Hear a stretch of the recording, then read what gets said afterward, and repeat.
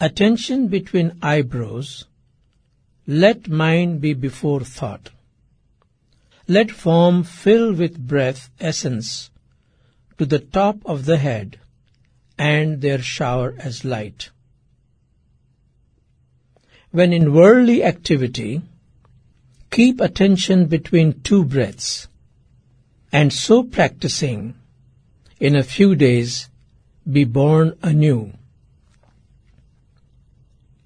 With intangible breath in center of forehead, as this reaches heart at the moment of sleep, have direction over dreams and over death itself.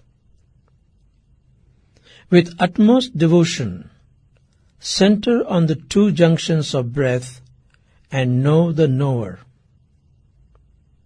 Lie down as dead, enraged in wrath, stay so, or stare without moving an eyelash, or suck something and become the sucking.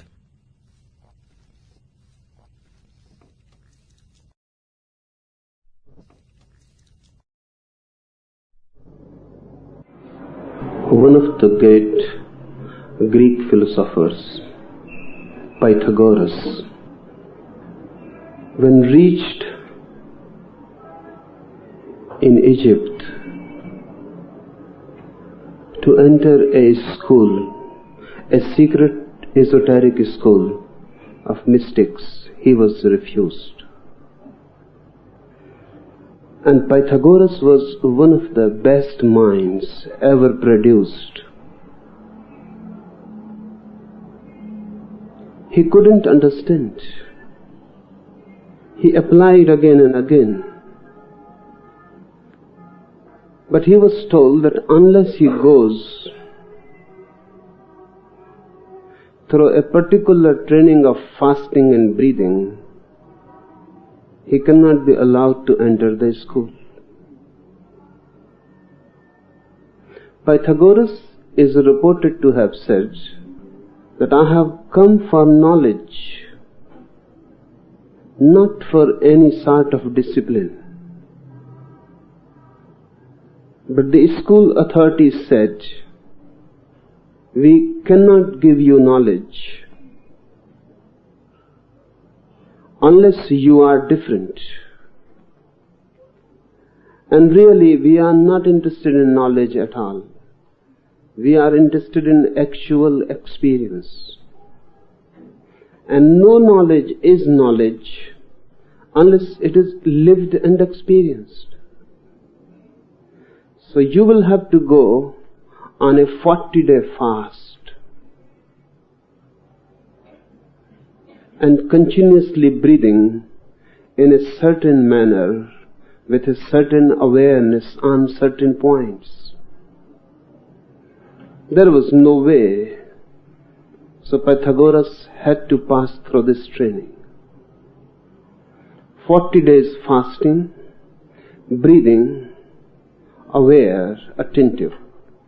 He was allowed to enter the school. It is said that Pythagoras said that you are not allowing Pythagoras, I am a different man. I am reborn. And you were right and I was wrong. Because then my whole standpoint was intellectual. Through this purification, my center of being has changed. From the intellect it has come down to the heart. Now I can feel things. Before this training, I could only understand through the intellect, through the head. Now I can feel. Now truth is not a concept to me, but a life. It is not going to be a philosophy, rather an experience, existential. What was the training he went through? This fifth technique was the technique that was given to Pythagoras. It was given in Egypt, but the technique is Indian. Fifth technique, attention between eyebrows. Let mind be before thought.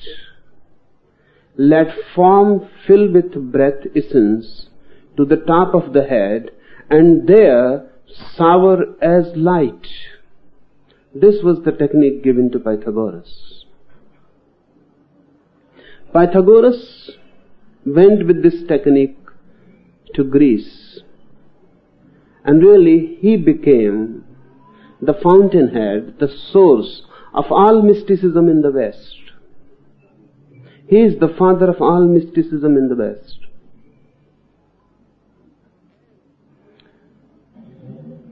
This technique is one of the very deep methods. Try to understand this. Attention between the eyebrows. Physiology says that between the two eyebrows, modern physiology, scientific research says, between the two eyebrows is the gland, which is the most mysterious part in the body. This gland, they call it pineal gland, is the third eye of the Tibetans. Shiva Netra, the eye of the Shiva of the Tantra. Between these two eyes, there is a third eye, existent but non-functioning. It is there, it can function any moment, but it is not functioning naturally. You have to do something about it to open it. It is not blind, it is simply closed. This technique is to open the third eye. Attention between the eyebrows. Close your eyes and focus your both eyes just in the middle of the two eyebrows, as if you are looking by your both eyes just in the middle with closed eyes. Give total attention to it. And this is one of the simplest methods of being attentive. You cannot pay attention to anybody, any part of the body so easily, because this gland absorbs attention like anything. If you give attention to it, your both eyes become hypnotized with the third eye. They become fixed. They cannot move. If you are trying to be attentive of any other part in the body, it is difficult. This third eye catches attention, forces attention. It is magnetic for attention. So all the methods all over the world have used it. It is the simplest to train attention. Because not only you are trying to be attentive, but the gland itself helps you. It is magnetic. Your attention is drawn, forcibly, absorbed.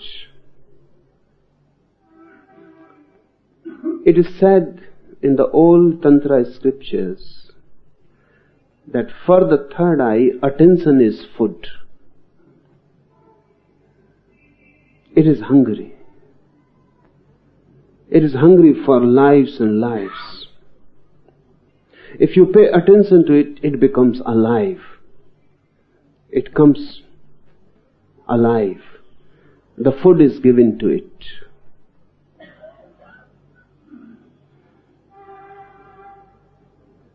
And once you know that attention is the food, once you feel that your attention is magnetically drawn, attracted, pulled by the gland itself, attention is not a difficult thing then.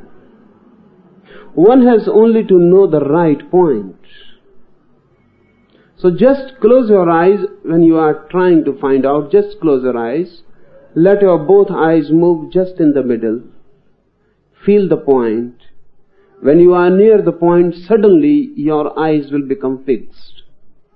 And it will be difficult to move them. Then know you have caught the right point. Attention between the eyebrows. Let mind be before thought. If this attention is there for the first time, you will come to experience a strange phenomena. For the first time, you will feel thoughts running before you. You will become the witness. Just as if on a film screen, thoughts are running and you are a witness. Once your attention is focused at the third eye center, you become immediately the witness of thoughts. Ordinarily, you are not the witness. You are identified with thoughts. If anger is there, you become anger. If a thought moves, you are not the witness. You become one with the thought, identified, and you move with it. You become the thought. You take the form of the thought. When sex is there, you become sex. When anger is there, you become anger. When greed is there, you become greed. Any thought moving becomes identified with you. You don't have any gap between you and the thought. But focused at the third eye, suddenly you become a witness. Through the third eye, you become the witness. Through the third eye, you can see thoughts running like clouds in the sky or people moving on the street. You are sitting in your window, looking in the sky or at the street. You are not identified. You are aloof, a watcher on the hills. Different. Now, if anger is there, you can look at it as an object. Now, you don't feel that you are angry. You feel you are surrounded by anger. A cloud of anger has come around you. But you are not the anger. And if you are not the anger, anger becomes impotent. It cannot affect you. You remain untouched. The anger will come and go, and you will remain centered in yourself. This fifth technique is the technique of finding the witness. Attention between the eyebrows, let mind be before thought. Now look at your thoughts. Now encounter your thoughts. Let form fill with breath, ascends to the top of the head, and they are sour as light. Let form fill with breath, ascends to the top of the head, and they are sour as light. When attention is focused at the third eye center between the two eyebrows, two things happen. One, suddenly you become a witness. This can happen in both the ways. You become a witness and you will be centered at the third eye. Try to be a witness. Whatsoever is happening, try to be a witness. You are ill. The body is aching and painful. You have misery, suffering, whatsoever. Be a witness to it. Whatsoever is happening, don't identify yourself with it. Be a witness, an observer. Then, if witnessing becomes possible, you will be focused in the third eye. Vice versa also. If you are focused in the third eye, you will become a witness. These two things are part of one. So the first thing, by being centered in the third eye, will be the arising of the witnessing self. Now you can encounter your thoughts. This will be the first thing. And the second thing will be, now you can feel this subtle, delicate vibration of breathing. Now you can feel the form of breathing, the very essence of breathing. First try to understand what is meant by the form, the essence of breathing. While you are breathing, you are not only breathing air. Science says you are breathing only air.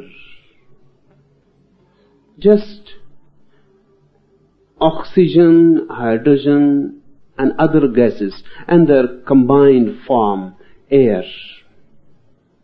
You are breathing air. But Tantra says air is just the vehicle, not the real thing. You are breathing prana, vitality. Air is just the medium. Prana is the content. You are breathing prana, not only air. Modern science is still not able to find out whether there is something like prana. But some researchers have felt something mysterious. Breathing is not simply air. It has been felt by many modern researchers also. Particularly one name is to be mentioned. Wilhelm Reich, one German psychologist,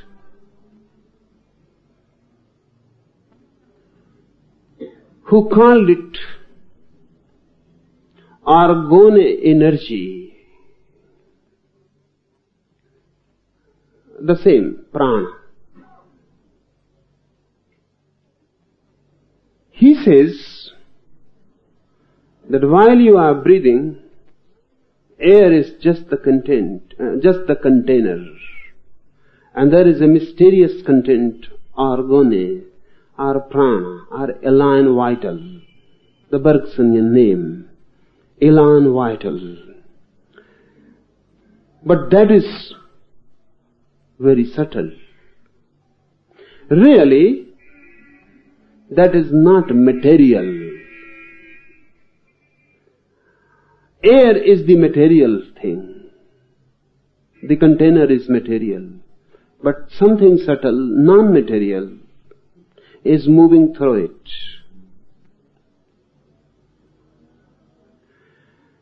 The effects of it can be felt. When you are with a very vital person, you will feel a certain vitality arising in you. If you are with a very sick person, you will feel sucked. Something has been taken out of you. When you go to the hospital, why you feel so tired? You are being sucked from everywhere. The whole hospital atmosphere is ill. And everyone there needs more elan vital, more prana. So if you are there, suddenly your prana begins to flow out of you. Why you feel suffocated sometimes when you're in a crowd. Your prana is being sucked. While you are alone under the sky in the morning, under the trees, suddenly you feel a vitality in you. The prana. Each one needs a particular space. If that space is not given, your prana is sucked.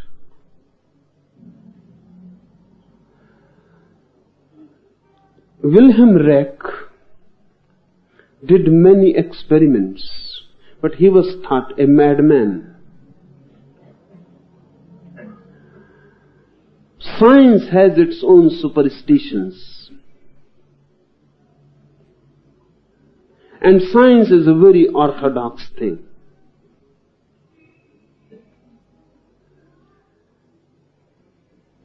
Science cannot feel yet that there is anything more than air.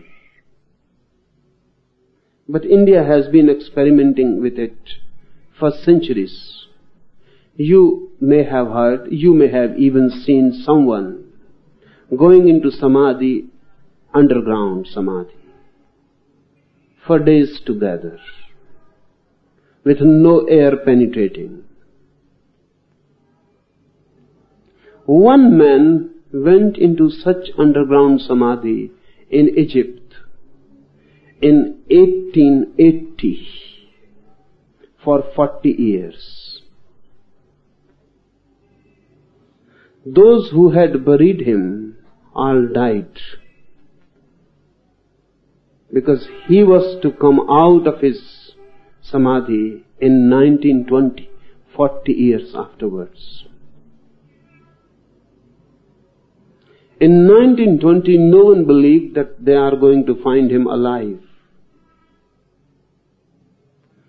But he was found alive. He lived afterwards for 10 years more. He had become completely pale, but he was alive. And there was no possibility of air reaching to him. He was asked by medical doctors and others, what is the secret of it? He said, we don't know. We only know this, that prana can enter and flow anywhere. Air cannot penetrate, but prana can penetrate. Once you know that you can suck prana directly without the container, then you can go into samadhi for centuries even.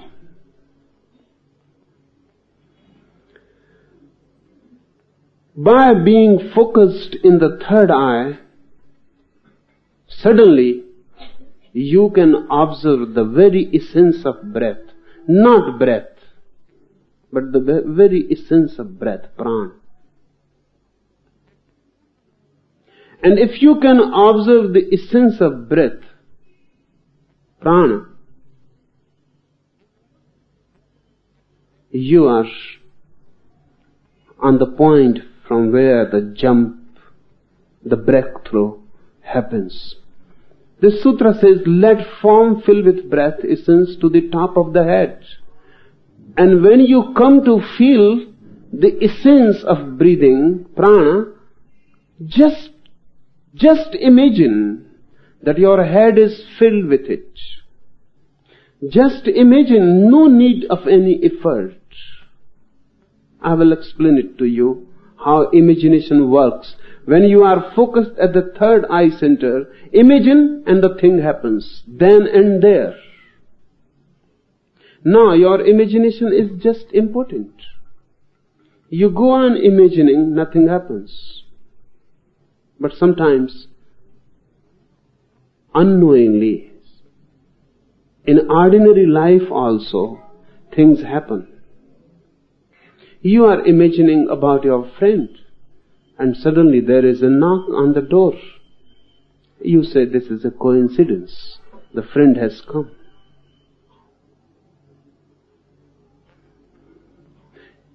Sometimes, just like coincidences, your imagination works.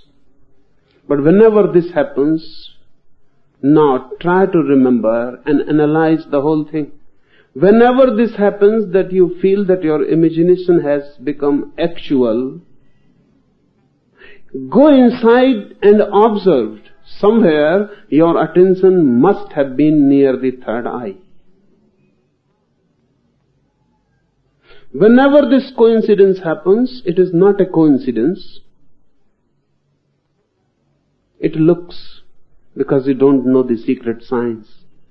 Your mind must have moved unknowingly near the third eye center.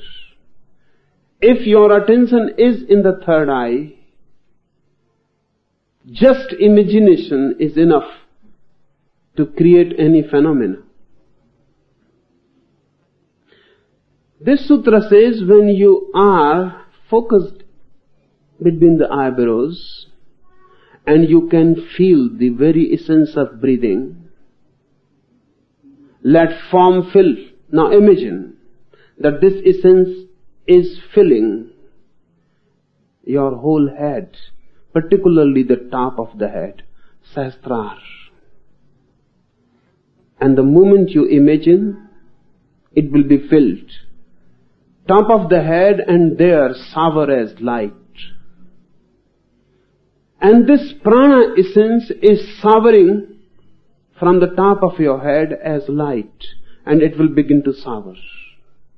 And you will be under the sour of light, refreshed, reborn, completely become new. That is what inner rebirth means. So two things. First, focused at the third eye, you will become a witness. Second, focused at the third eye, your imagination becomes potent, powerful. That's why so much insistence has been given. Before doing these practices, be pure. Purity is not a moral concept for tantra. Purity is significant because if you are focused at the third eye and your mind is impure, your imagination can become dangerous. Dangerous to you, dangerous to others. If you are thinking to murder someone and this idea is in the mind, just imagining may kill the man.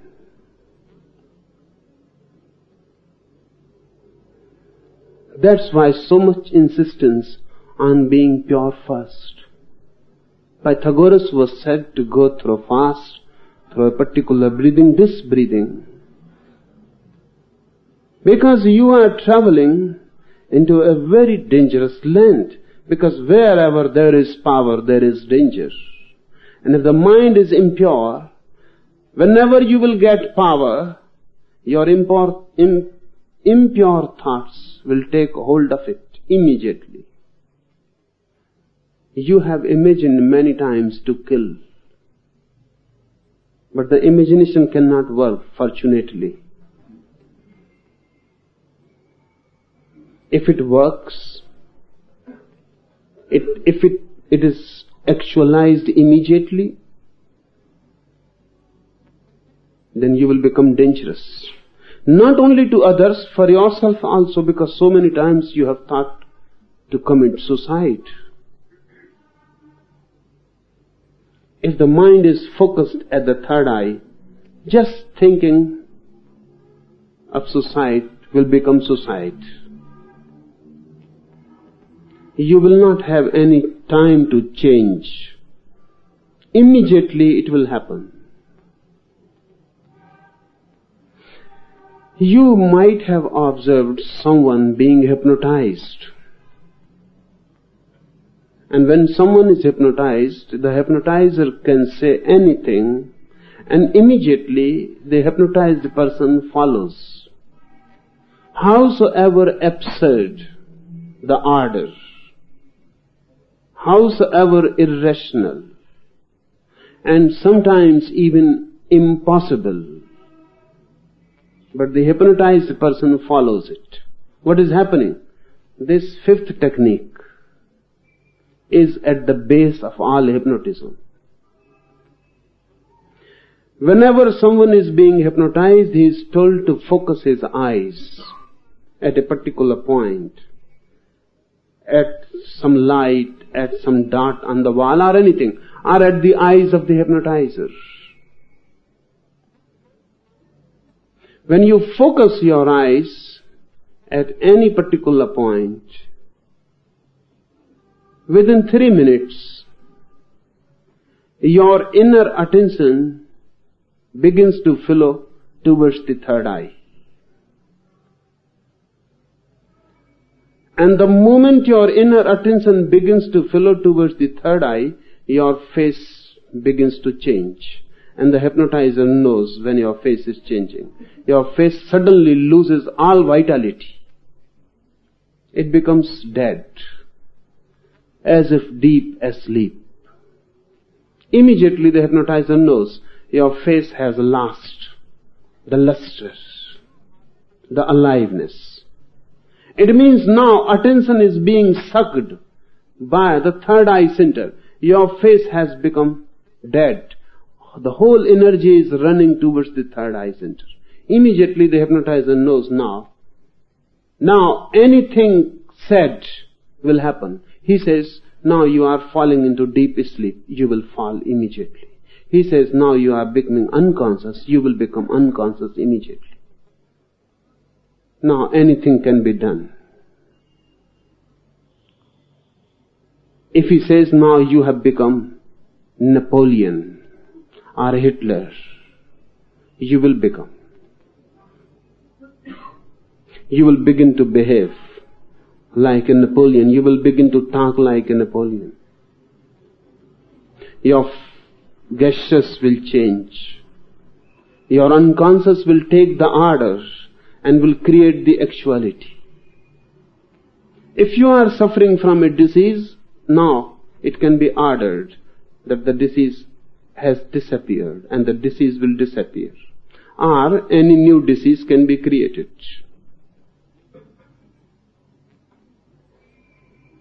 Just by putting an ordinary stone from the street on your hand, the hypnotist can say, this is fire on your hand. You will feel intense heat. Your hand will get burnt. Not only in the mind, actually your skin will be burnt. You will have a burning sensation. What is happening? There is no fire. Ordinary stone, cold. How this burning happens? You are focused at the third eye center. Your imagination is being suggested by the hypnotist. It is being actualized. If the hypnotist says, now you are dead, you will die immediately. Your heart has stopped. It will stop. This happens because of the third eye. In the third eye, imagination and actualization are not two things. Imagination is the fact. Imagine and it is so. There is no gap between dream and reality. There is no gap between dream and reality. Dream and it will become real. That's why Sankara has said, this whole world is nothing but the dream of the divine. Dream of the divine. Because the divine is centered in the third eye, always, eternally. So whatsoever the divine dreams, it becomes real. If you are also centered in the third eye, whatsoever you dream will become real. Sariputta came to Buddha, meditated deeply. Then many things, many visions started coming, as it happens with everyone who goes in deep meditation. He began to see heavens, he began to see hells, he began to see angels, gods, demons, and they were actual, so real, that he came running to Buddha and he said, such and such a vision has come to me. And Buddha says, nothing, just dreams, just dreams. But Sariputta said, they are so real, how can I say they are dreams? When I see a flower in my vision, it is more real than any flower in the world. The fragrance is there. I can touch it. When I see you, he told to Buddha, it is more real than you are here, just before me. So how I can differentiate what is real and what is dream? So Buddha says, now that you are centered in the third eye, dream and reality are one. Whatsoever you are dreaming will be real. And the vice versa also. One who is centered in the third eye, his dreams will become real, and for him the whole reality will become just a dream.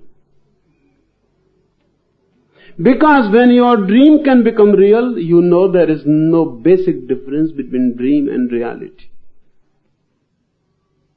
So when Sankara says that this whole world is just Maya, a dream of the divine, it is not a theoretical proposition. It is not a philosophical statement. It is rather the inner experience of one who is focused in the third eye.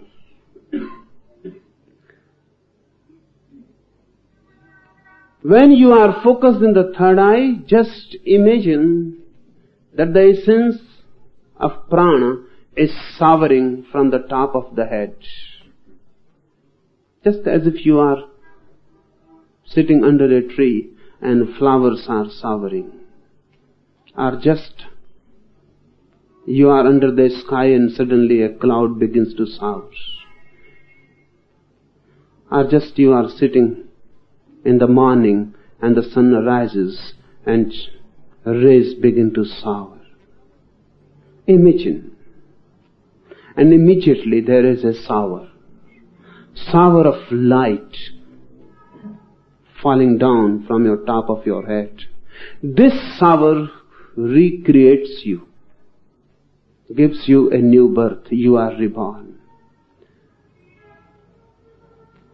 Sixth technique, when in worldly activity, keep attentive between the two breaths, and so practicing, in a few days be born anew. When in worldly activity, keep attentive between the two breaths. Forget breaths, keep attentive between. One breath has come.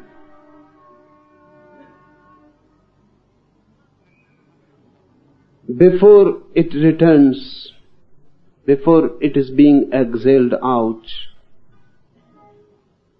the gap, the interval. One breath has gone out, before it is taken in again, the gap. In worldly activity, keep attentive between the two breaths, and so practicing, in a few days be born anew. But this has to be done continuously. This sixth technique has to be done continuously. That's why it is mentioned when in worldly activity. Whatsoever you are doing, keep your attention in the gap between the two breaths.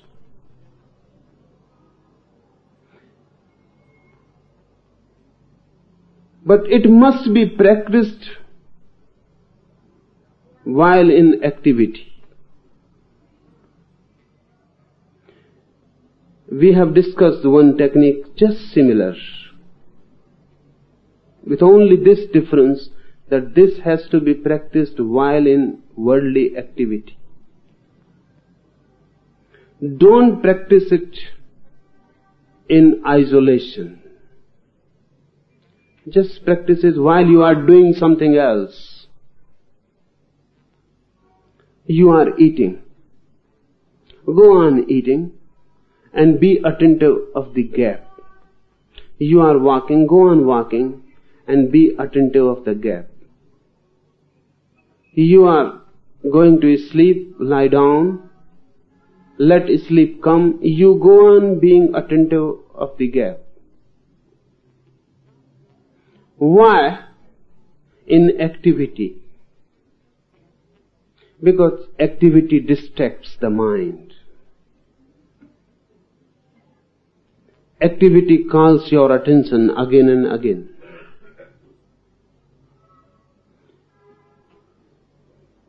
Don't be distracted. Be fixed at the gap. And don't stop activity. Let the activity continue. You will have two layers of existence. Doing and being. We have two layers of existence. The world of doing and the world of being. The circumference and the center. Go on working on the periphery, on the circumference. Don't stop it.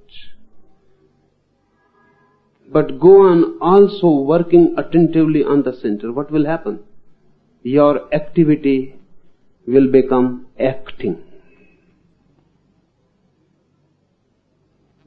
As if you are playing a part.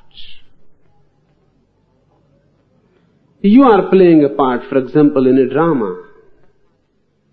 You have become Ram, or you have become Christ. You go on acting as Christ or as Ram. And still you remain yourself. In the center, you know who you are. On the periphery, you go on acting Rama, Christ or anyone. You know you are not Ram.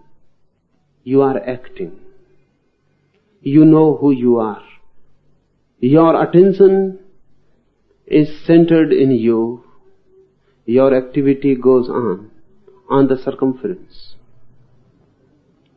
If this method is practiced, your whole life will become a long drama.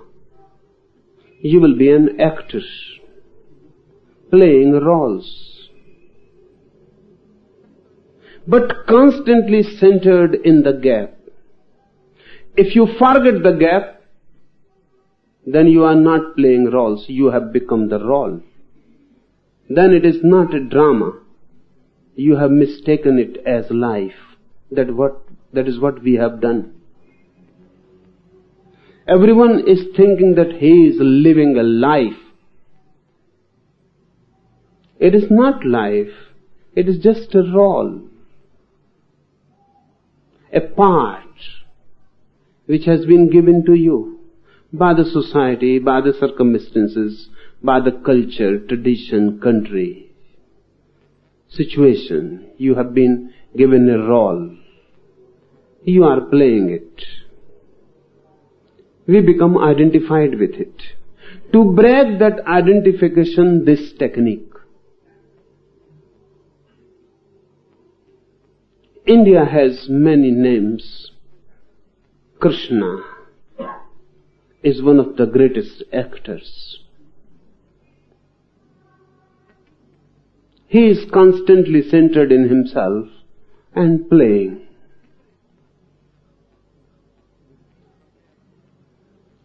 Playing many plays, many games, but absolutely non-serious. Seriousness comes from identification. If you become really Ram in the drama, then there are bound to be problems. Those problems will come out of your seriousness. Then Sita is stolen. You may get a heart attack. And the whole play would have to be stopped. If you really become Ram,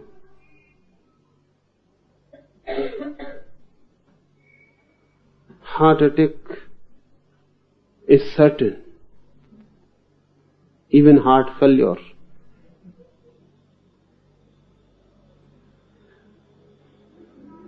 But you are just an actor. Sita is stolen. Nothing is stolen. You will go back your home and you will sleep peacefully. Not even in dream.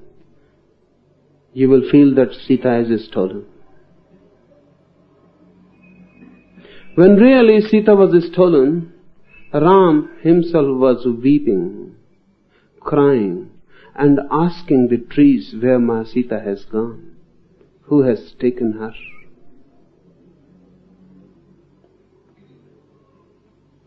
But this is the point to understand. If Rama is really weeping and asking the trees,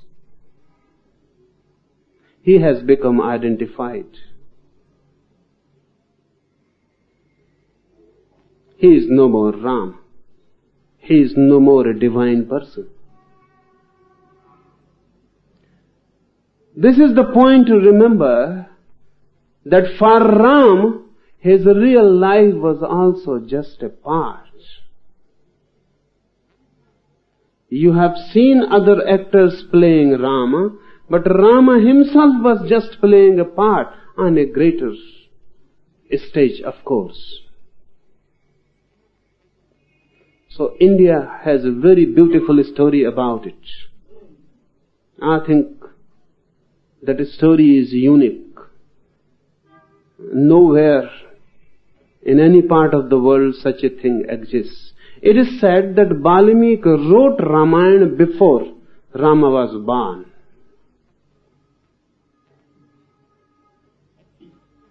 And then Rama had to follow. So really the first act of Ramayana was also just a drama. The story was written before Rama was born. And then Rama had to follow what he can do. When a man like Valmiki writes this story, Rama has to follow. So everything was fixed in a way. Sita was to be stolen. And the war has to be fought. If you can understand this, then you can understand the theory of destiny, bhagya, fate. It has a very deep meaning. And the meaning is, if you take it, that everything is fixed for you, your life becomes a drama. You are playing Ram's act in the drama. You cannot change it. Everything is fixed, even your dialogue. If you say something to Sita, it is just repeating something which is fixed. You cannot change it. If life is taken as fixed, you are going to die on a particular day. It is fixed. And when you will be dying, you will be beeping. It is fixed. and such persons will be around you. It is fixed. If everything is fixed, everything becomes a drama. If everything is fixed, it means you are just to enact it. You are not asked to live it. You are just asked to enact it. This technique, sixth technique, is to make your life a psychodrama. Just a play. You are focused in the gap between two breaths, and life moves on the periphery. Your attention is in the center, then your attention is not really on the periphery. Just sub-attention. Just it happens somewhere near your attention. You can feel it. You can know it. But it is not significant. As if it is not happening to you. I will repeat this. If you practice this sixth technique, your whole life will be as if it is not happening to you, it is happening to someone else. Seventh technique, with intangible breath in center of forehead. As this reaches heart at the moment of sleep, have direction over dreams and over death itself. More and more we are entering deeper layers. With intangible breath in center of forehead, if you have known the third eye, then you know the intangible breath, the invisible prana. In the center of forehead, and if you know the showering, that the energy, the light showers, as this reaches heart, when the shower will reach your heart at the moment of sleep, have direction over dreams and over death itself. Take this technique in three parts. One, you must be able to feel the prana in breath, the intangible part of it, the invisible part of it, the immaterial part of it. It comes if you are attentive between the eyebrows. It comes easily. If you are attentive in the gap, then too it comes, but a little more uneasily. If you are aware of the center at your navel, where breath comes and touches and goes out, it comes still with less ease. The easiest point to know the invisible part of breath is to be centered at the third eye. But wherever you are centered, it comes. You begin to feel the prana flowing in you. If you can feel the prana flowing in you, you can know when you are going to die. Before 6 months of your day of death, you begin to know. If you can feel the invisible part of breath. Why? So many saints declare their day of death. It is easy. Because if you can see the content of the breath, prana flowing in you, the moment the process reverses, you can feel. Before you die, 6 months before you die, the process reverses. Prana begins to flow from you out. Then the breath is not taking it in, rather on the contrary, the breath is taking it out. The same breath you cannot feel. Because you don't know the invisible part, you know only the visible. You know only the vehicle. The vehicle will be the same. But now the breath is carrying prana in,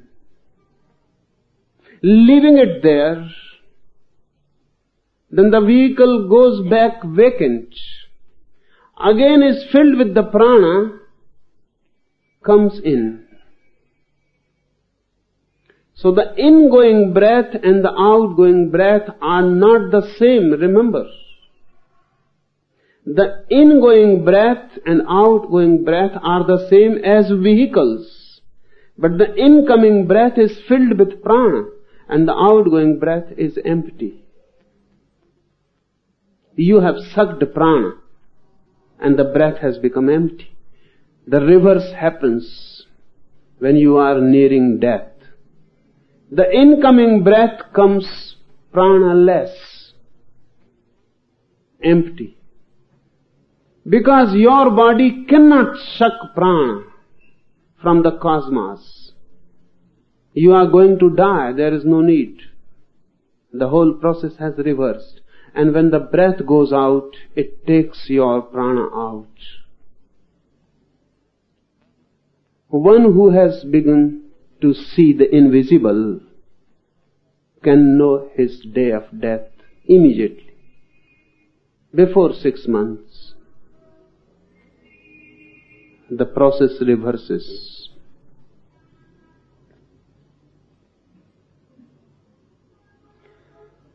This sutra is very, very significant. With intangible breath in center of forehead, as this reaches the heart at the moment of sleep, have direction over dreams and over death itself. While you are falling into sleep, this technique has to be practiced.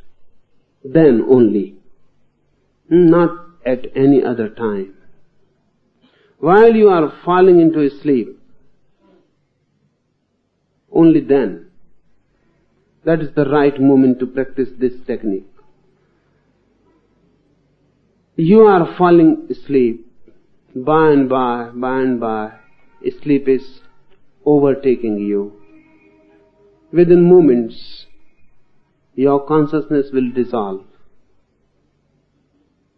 You will not be aware.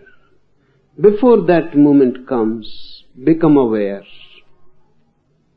Aware of the breath and the invisible part prana, and feel it coming to the heart, and go on feeling it is coming to the heart, it is coming to the heart. The prana enters from your heart into the body. Go on feeling, the prana is coming into the heart, and let sleep come while you are continuously feeling it. You go on feeling and let sleep come and drown you. If this happens, that you are feeling invisible breath coming to the heart and sleep takes you over, you will be aware in dreams. You will know that you are dreaming. Ordinarily we don't know that we are dreaming. While you dream, you think this is reality. That too happens because of the third eye. Have you seen anyone asleep? His eyes move upwards and become focused in the third eye. If you have not seen, then see. Your child is sleeping, just open his eyes and feel where his eyes are. His pupils have gone up and they are focused in the third eye. I say, look at children. Don't look at grown-ups. They are not believable. Because their sleep is not deep. They may be just thinking that they are asleep. Look at children. Their eyes move up. They become focused in the third eye. Because of this, that focusing in the third eye, you take your dreams as real. You cannot feel they are dreams. They are real. You will know when you get up in the morning, then you will know that I was dreaming. But this is a later, retrospective realization. You cannot realize in the dreams that you are dreaming. If you realize, then there are two layers. Dream is there, but you are awake. You are aware. And one who becomes aware in dreams, this sutra is wonderful. It says, have direction over dreams and over death itself. If you can become aware of dreams,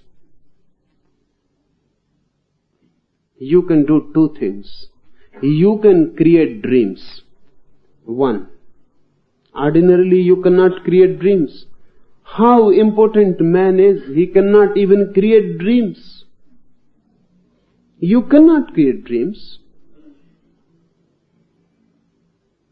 If you want to dream a particular thing, you cannot dream. It is not in your hands. How powerless man is, even dreams cannot be created. You are just a victim of dreams, not the creator. A dream happens to you, you cannot do anything. Neither you can stop it, nor you can create it. But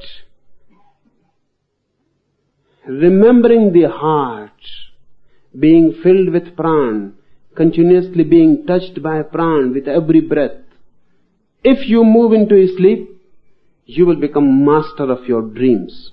And this is a rare mastery. Then you can dream whatsoever dreams you like. Just note while you are falling asleep that this dream I want to dream, and that dream will come to you. Just say falling asleep, this dream I don't want to dream, and that dream cannot enter your mind. But what is the use of becoming master of dreaming? Useless. No, it is not useless. Once you become master of dreams, you will never dream. It is absurd. It is absurd.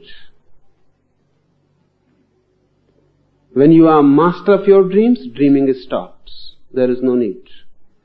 And when dreaming stops, your sleep has a different quality altogether. And the quality is the same as of death. Death is deep sleep. And if your sleep can become so deep as death, that means there should be no dreaming. Dreaming creates superficiality in the sleep. You move on the surface because of the dreams. Hanging to the dreams, you move on the surface. When there is no dreaming, you just drop into the sea. Its depth is reached. The depth is the same. That's why India has always been saying that sleep is a short duration death, and death is a long sleep. Qualitatively, they are same.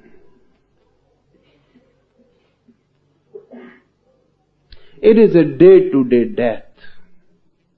That's a life-to-life death. Or life-to-life sleep. Every day you are tired. You fall into sleep and you regain your vitality, aliveness in the morning. You are reborn.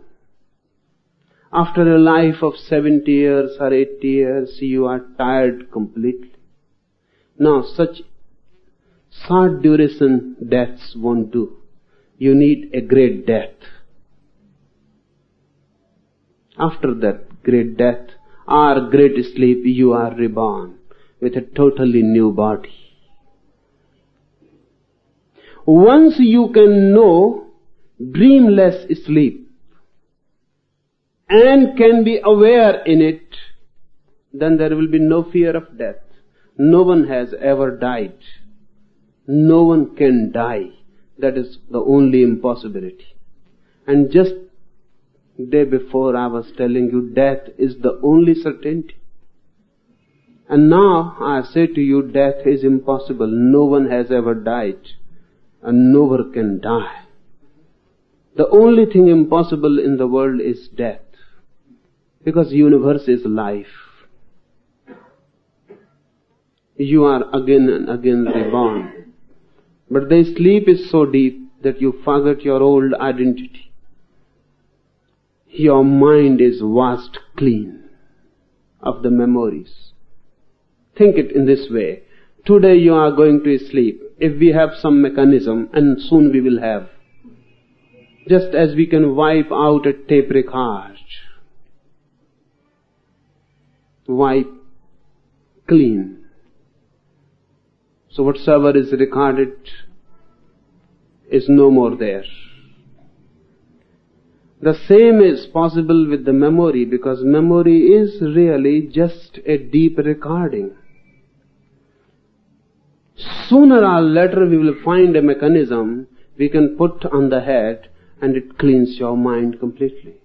In the morning, you are no more the same person, because you cannot remember who went to sleep. Then your sleep will look like a death.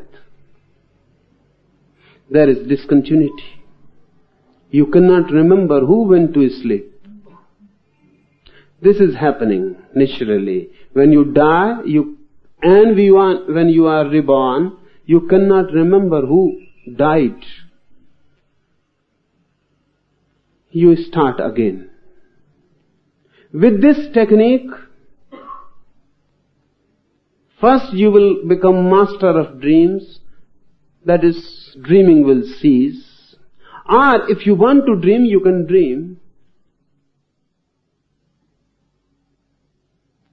But dreaming will become voluntary.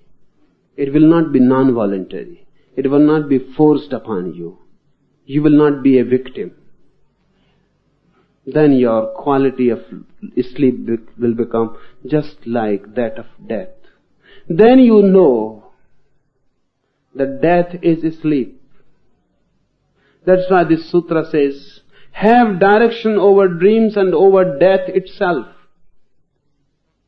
Now you know that death is just a long sleep.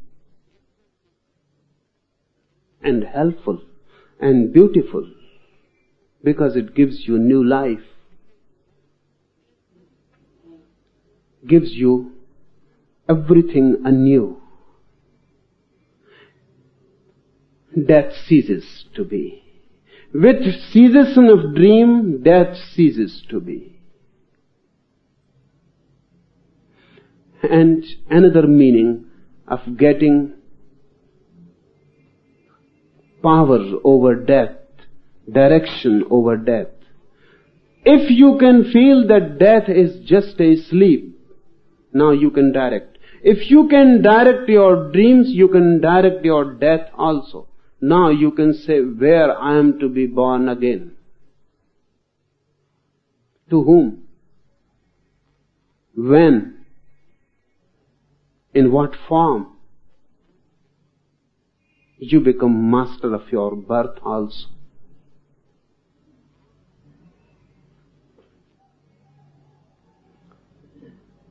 Buddha died not in his last life, but last but one, before he became Buddha. So he said, I will be born to such and such a parent. Such will be my mother, such will be my father. But my mother will die immediately. When I will be born, my mother will die immediately. When I will be born, my mother will have these dreams. Not only you get power on your dreams, you get power on others' dreams also. So Buddha as a symbol said that these dreams will be there when I will be in the womb. My mother will have these dreams. So whenever any woman has these dreams in this sequence, know well that I am going to be born to her.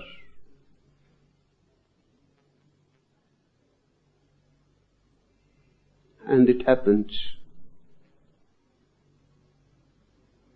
Buddha's mother dreamed the same sequence. The sequence was known all over India because it was no ordinary statement. It was known to everyone, particularly those who were interested in religion and deeper things of life and the esoteric ways of life. It was known. So the dreams were interpreted. Freud was not the first interpreter. And of course not the deepest. In the West he was the first. So Buddha's father immediately called dream interpreters, Freuds and Jungs of those days. And he asked what this sequence means. I am afraid. These dreams are rare. And they go on repeating in the same sequence. 1, 2nd, 3rd, 4th, 6th. 6 dreams continuously repeating. The same dreams as if you are seeing the same film again and again. What is happening? So they told, you are going to be a father of a great soul. One who is going to be a Buddha. But then your wife is in danger. Because whenever a Buddha is born, it is difficult for the mother to survive. The father asked, why? So the interpreter said, we cannot say why, but this soul who is going to be born has made a statement that when he will be born again, the mother will die immediately.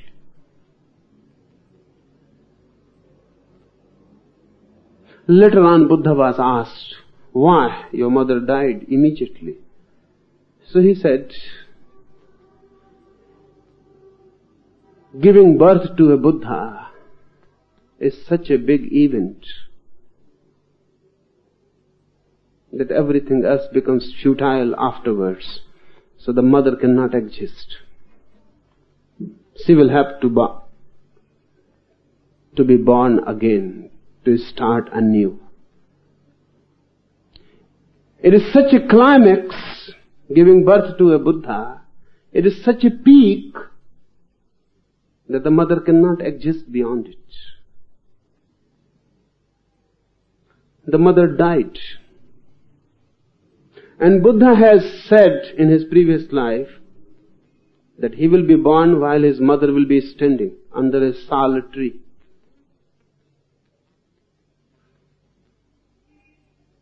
And it happened. The mother was standing under a sal tree. Standing, Buddha was born. And he had said that I will born while my mother will be standing under a sal tree. Then I will take 7 steps. Immediately I will walk. These are the signs he had said, I give to you so that you can know a Buddha is born. And he directed everything. And it is not only about Buddha. It is so about Jesus. It is so about Mahavir. It is so about many others. Every Jain Tirthankara has predicted in his previous lives how he is going to born. And they have given particular dream sequence that these will be the symbols and how it will happen. You can direct, once you can direct your dreams, you can direct everything, because dream is the very stuff of this world. This life is made out of the stuff of dreams. Once you can direct your dreams, you can direct everything. This sutra says, over death itself. Then one can give a certain birth, a certain life to oneself. We are just victims. We don't know why we are born, why we die, who directs us, and why. There seems to be no reason. It all seems just a chaos, just accidents. It is because we are not masters. Once we are masters, it is not.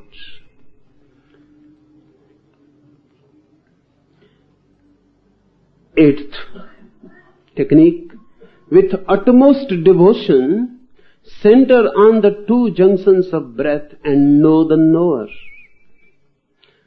Slight differences in techniques, slight modifications, but they are slight in the techniques. For you, they may be great. A single word makes great difference. With utmost devotion, center on the two junctions of breath. The incoming breath has one junction where it turns. The outgoing breath had another junction where it turns. These two turnings, but we discussed about this technique. A slight difference is made. That is slight in the technique, but for the seeker, it may be great. Only one condition is added, with utmost devotion. And the whole technique becomes different. In the first form of it, there was no question of devotion. Just a scientific technique. You do it, and it works. But there are persons who cannot do such dry scientific techniques. Those who are heart-oriented. Those who belong to the world of devotion. For them, a slight difference has been made. With utmost devotion, center on the two junctions of breath and know the knower. If you are not of the bent of a scientific attitude, if you are not a scientific mind,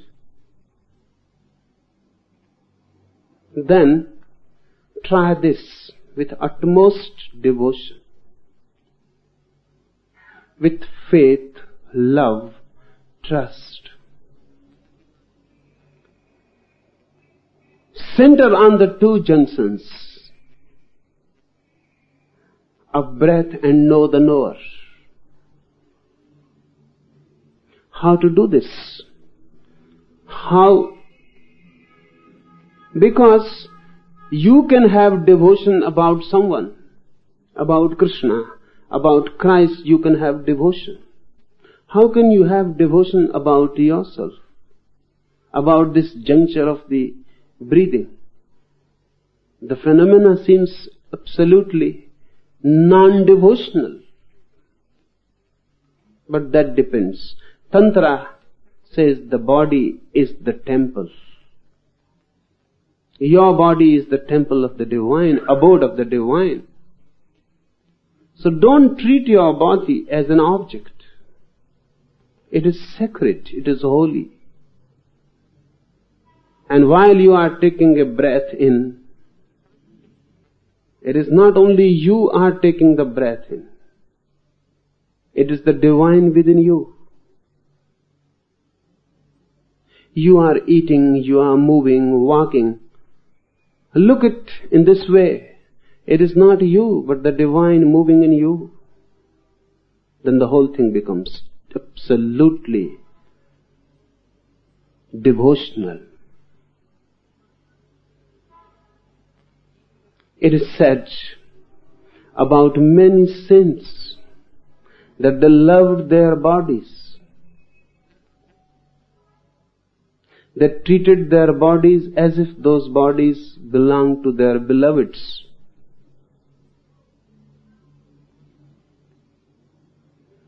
you can treat it. You can treat it just like a mechanism. That again is an attitude. You can treat it as guilt, sin. You can treat it as something dirty. You can treat it as something miraculous, a miracle.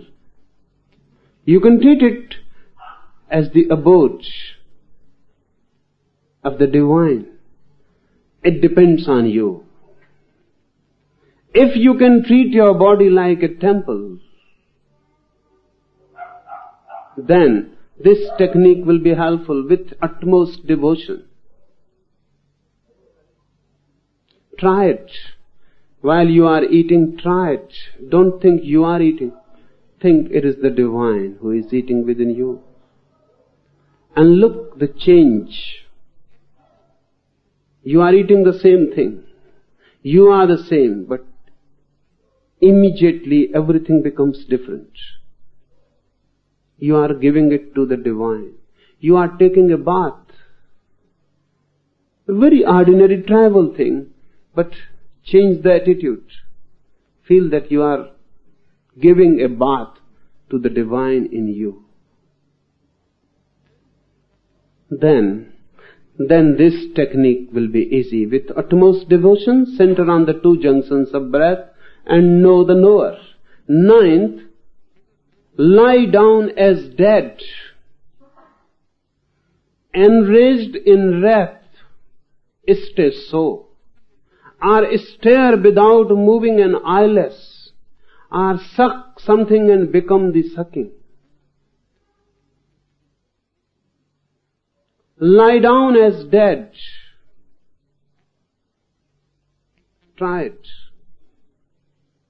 Suddenly you have gone dead.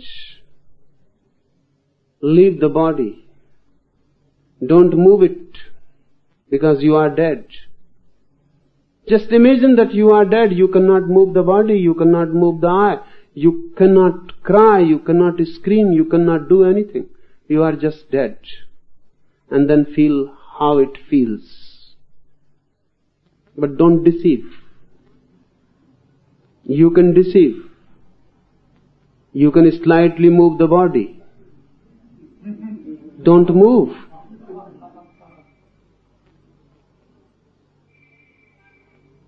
If some mosquito is there, then treat the body as dead.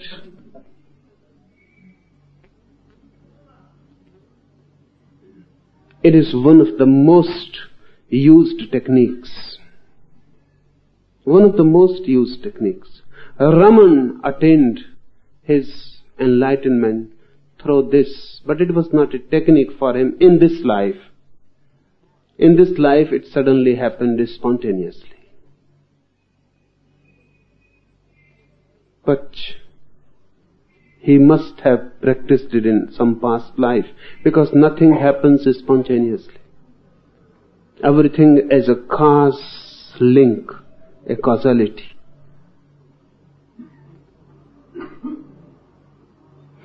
Suddenly one night Raman felt, he was just young, 13, 14 or 15.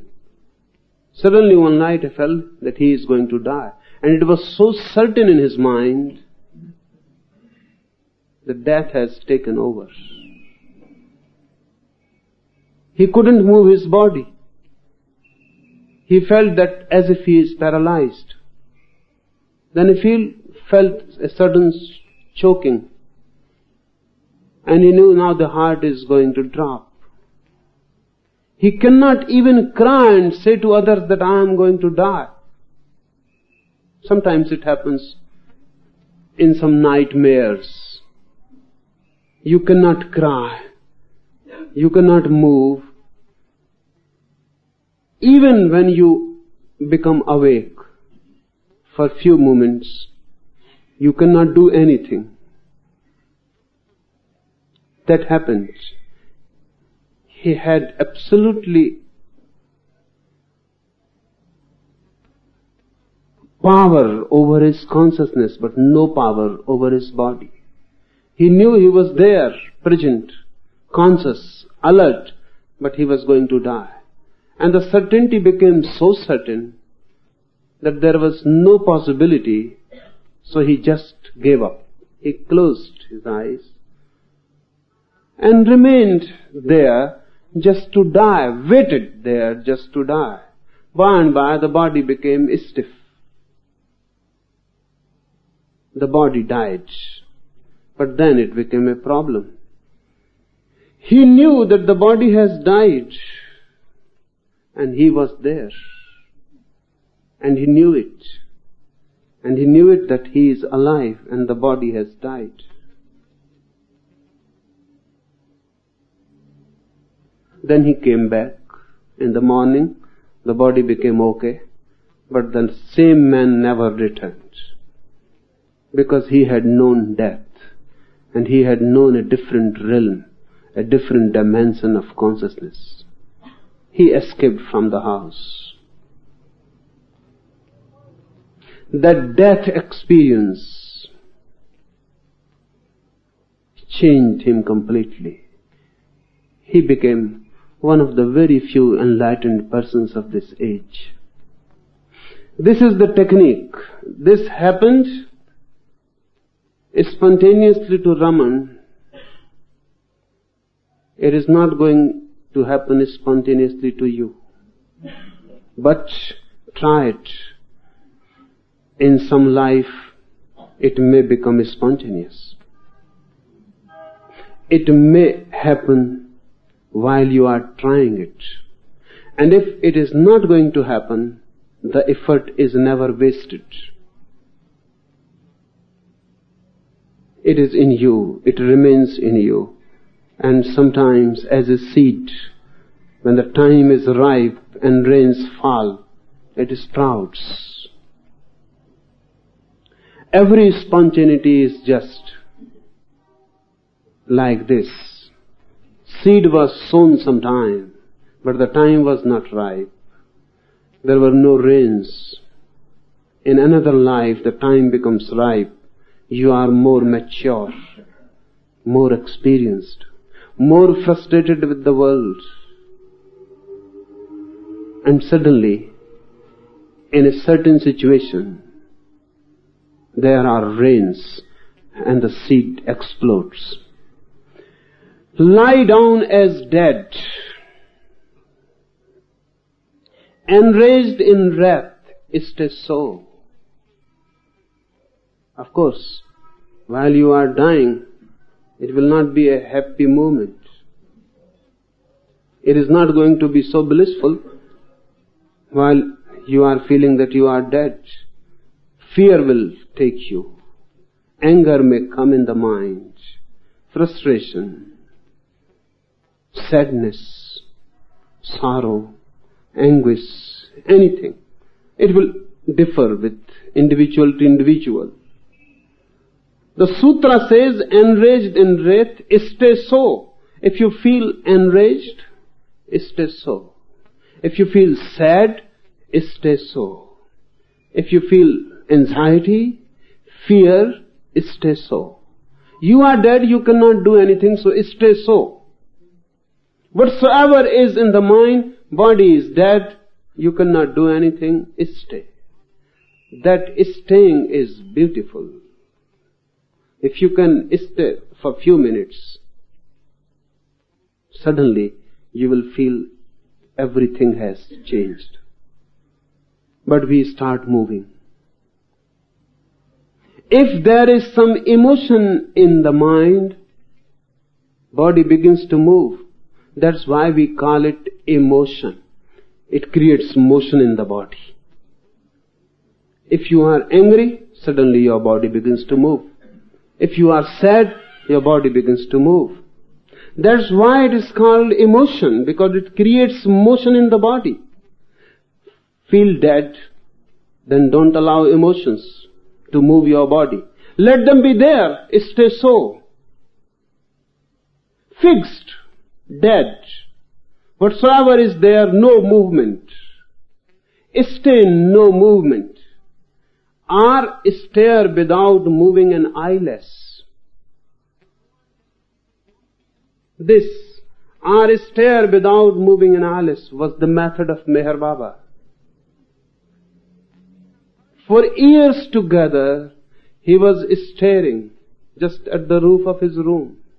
For years together, just lying dead on the floor, staring at the roof, without an eyelash, without moving his eyes. He will lie down for hours together, just staring, not doing anything. Staring with the eyes is good, because you become fixed again in the third eye. And once you are fixed in the third eye, even if you want to move the eyelashes, you cannot. They become fixed. Meher Baba attained through this staring. And you say, how? With these small little exercises. But for 3 years he was staring at the roof, not doing anything. 3 years is a long time. Do it for 3 minutes. And you will feel that as if you have been lying there for 3 years. 3 minutes will become very, very long. It will look that time is not passing. The clock has stopped. Meher Baba stared. By and by thought ceased. Movement ceased. He became just consciousness. He became just staring. Then he remained silent for his whole life.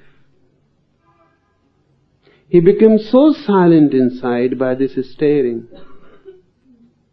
it became impossible to formulate words again. Meher Baba was in America. There was one man who could read others' thoughts. Mind reading. And he was really one of the rarest mind readers.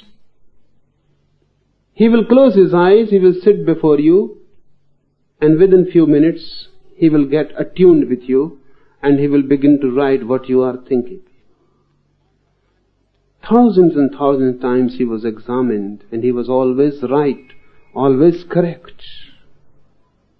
So someone brought him to Meher Baba. So he sat there, and this was the only failure of his life, the only failure. But we cannot say it a failure also. He stared, and he tried, and he began to perspire. But he couldn't catch a single word.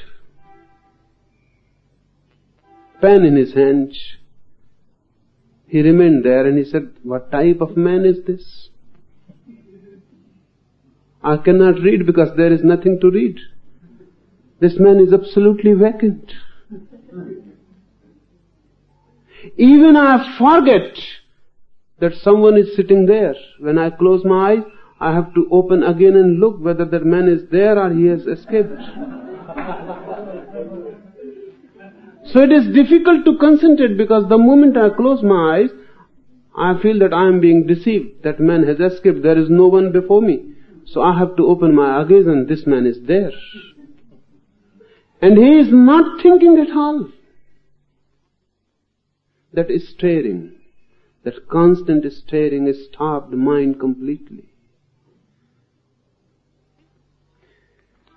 Or stare without moving an eyelash. Or suck something and become the sucking. These are slight modifications. Anything will do. Lie dead, enough.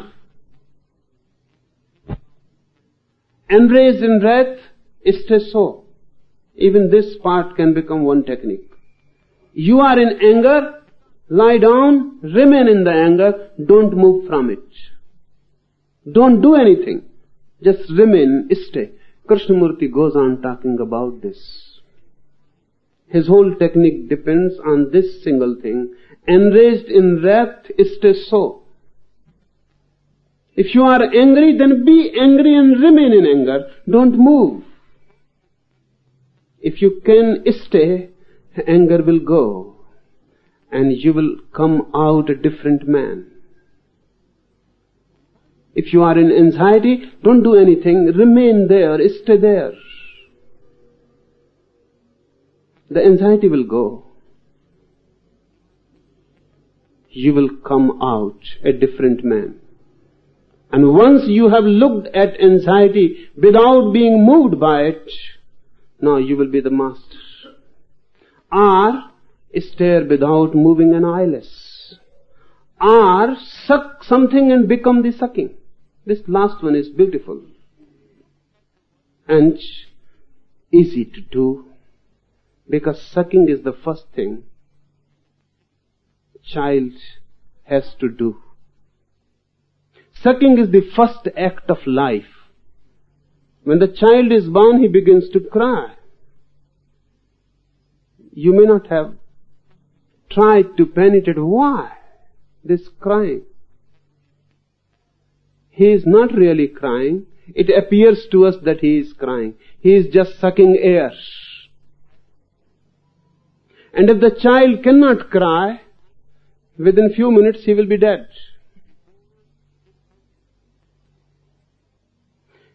Because crying is the first effort of sucking the air. The child was not breathing while he was in the womb. He was non-breathingly alive. He was doing the same which yogis are doing underground. He was just getting prana without breathing. Pure prana from his mother. That's why the love between the child and the mother is a thing altogether different from other loves. Because the purest prana energy joined both. Now this can never happen again. There was a subtle prana relationship. The mother was giving her prana to the child. And the child was not breathing at all. When he is born, he is thrown out of the mother in an unknown world. Now the prana energy will not be reaching so easily to him. He has to breathe himself. The first cry is an effort to suck. And then he will suck the milk from the mother's breast. These are the first basic acts you have done. Whatsoever you have done is later. These are the first life acts. They can be made. And this sutra says, suck something and become the sucking. Suck something, just suck the air, but forget the air. Become sucking. What is meant? You are sucking something. You are the sucker, not the sucking. You are standing behind and sucking. This sutra says, don't stand behind. Move in the act and become the sucking. Try anything, that will do. You are running. Become the running. Don't be the runner. Become running. Forget the runner. Feel that there is no runner inside. Just the process of running. You are the process. A river-like process. Running. Nobody there inside. Wired inside. And the process. But sucking is good. But you will feel very difficult. because we have forgotten completely. Not completely, because we go on substituting it. Mother's breast is substituted by a cigarette. You go on sucking it. It is nothing but the nipple. Mother's breast and the nipple. And when the warm smoke flows in, it is just like warm milk.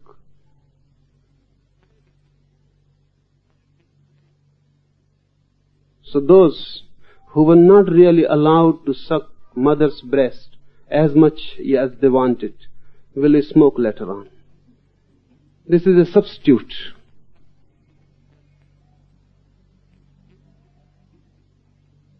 So, but the substitute will do. While you are smoking cigarette, become the sucking. Forget the cigarette. Forget the smoker. Become smoking.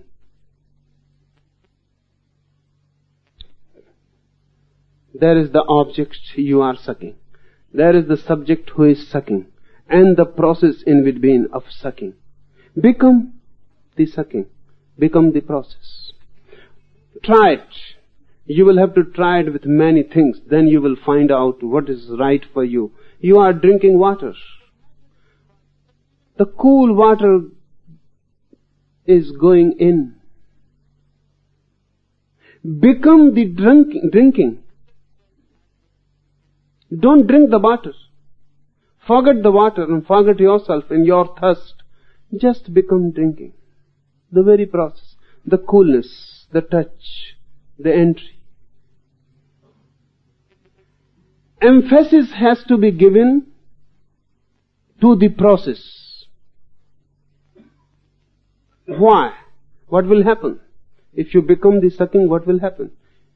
If you can become the sucking, immediately you will become innocent like a first-day born child. Because that is the first process. You will be regressed in a way. And the hankering is there. The very being of man hankers after sucking. He tries many things. Nothing helps. Because the point is missed. Unless you become the sucking, nothing will help. So try it. I gave this method to one man. He had tried many things. He had tried many methods. Then he came to me. So I asked him, if I give you only one thing to choose in this whole world, what you are going to choose? And I told him immediately to close his eyes and tell me. Don't think about it. He became afraid, hesitant. So I told him, don't be afraid, don't hesitate. Be frank and tell me. He said, this is absurd. But a breast appears before me. And then he began to feel guilty. So I said, don't feel guilty. Nothing is wrong in a breast. It is one of the most beautiful things. So why be guilty? But he said, this has always been an obsession with me. And he asked me, please tell me first, then you proceed on your method and the technique. First tell me why I am so much interested in the breasts of women. Whenever I look at a woman, the first thing that I see is the breast. The whole body is secondary. And it is not so with him alone. It is so with everyone, almost everyone. And it is natural. Because the breast of the mother was the first acquaintance with the universe. It is basic. The first contact with the universe was mother's breast. That's why breasts are so appealing. They look beautiful. They attract. They have a magnetic force. That magnetic force comes from your unconscious. That was the first thing that you came in contact. And the contact was lovely. It felt beautiful. It gave you food, strength, vitality, love, everything. The contact was soft, receptive, inviting. It has remained so in the mind of man. If you try sucking, so I told that man that now I will give you the method. And this was the method I gave him. Suck something and become the sucking. So I told him, you just close your eyes, imagine your mother's breast or anybody's breast you like. Imagine and start sucking as if there is a real breast. Start sucking. He started sucking. Within 3 days, he was sucking so fast, so madly. And he became so much enchanted by it that he told me that it has become a problem. I want to suck the whole day. And it is so beautiful and so deep silence is created by it. Within 3 months, the sucking became a very, very silent gesture. Lips stopped. You couldn't have judged that he is doing something. But an inner sucking started. He was sucking the whole day. It became a japa, a mantra. After 3 months, he came to me and he said, something strange is happening to me. Something sweet is falling from my head on my tongue continuously. And it is so sweet and so energy filling that I don't need any food. There is no hunger left. It has become a formality. I take something, not to create any problems in the family, but something is continuously coming to me. It is sweet, life-giving. I told him to continue. 3 months more, and one day he came just mad, dancing to me. And he said, sucking has disappeared, but I am a different man. I am no more the same one who had come to you. Some door has opened within me. Something has broken. And there is no desire left. Now I don't want anything. Not even God. Not even moksha. I don't want anything. Now everything is okay. As it is. I accept it. And I am blissful. Try this. This suck something and become the sucking may be helpful to many.